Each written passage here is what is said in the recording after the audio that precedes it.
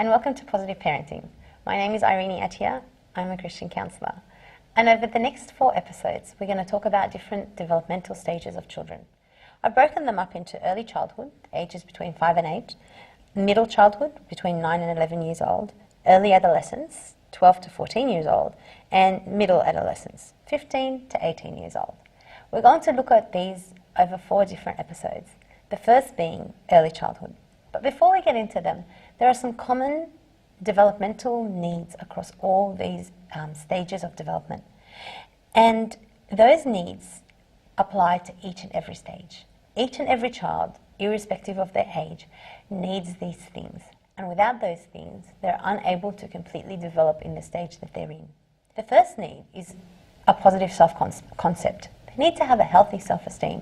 They need to know that they're loved and accepted by those they care about the most, mainly their parents.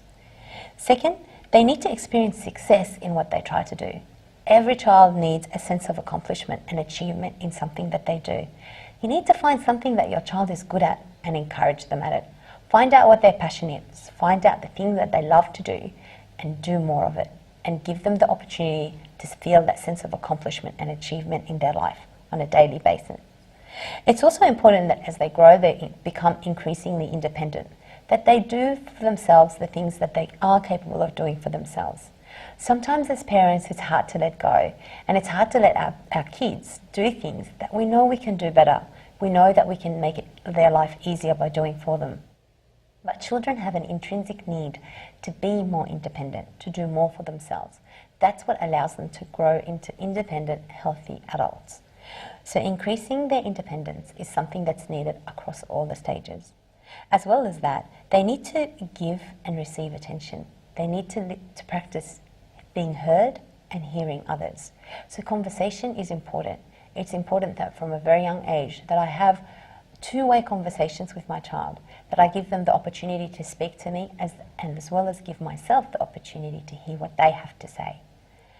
Also, they need to experience adventure. They need to have fun. They need to know that the world is exciting and a wonderful place to be. Unfortunately, especially in our culture, there's a lot of people that view Christianity as being dull and boring. And it's one of the reasons why a lot of young people walk away from it. But that's far from the truth. We need to show our kids that they can have fun, that they can be adventurous, and then they can have an exciting life while being Christ-like in all that they do. It's also important that they feel accepted by different people from different ages, not just by their own peer group, not just by their own parents.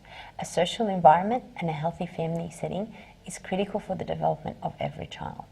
Now, let's focus a bit more on early childhood, children between the ages of 5 and 8 years old. These children actually need active learning. They learn a lot more, rather, by doing than by hearing. They need hands-on. If you want to help your child with fine motor skills, get them to do some painting, get them to do some writing, rather than telling them that you want them to paint better or write better or be neater. Active learning experience is critical for this age group. They're also much more interested in the process than the product. They don't really care if the cake doesn't come out quite right, but they'll love the fact that you've let them mix it, and they'll love the fact that they've broken the egg in the cake mix. If a little shell gets in there, it's not the end of the day, not the end of the world. But to them, doing is much more fun than completing. So make sure that you involve your early childhood child in processes that you have in your home on a day-to-day basis. Children between the ages of 5 and 8 are also all wrapped up about themselves. They imagine everything in the world as to do with them. So it's important to provide them with stories and imaginative pieces that are about other people to help them to start to see the impact of their behaviour on others and how others may feel about their world, not just their own feelings and their own thoughts. It's also important to know that at this age, between 5 and 8, boys and girls still enjoy playing together, and most of the time it's innocent and fun play. And it's important to encourage your 5 to 8-year-old to have friendships from both sexes.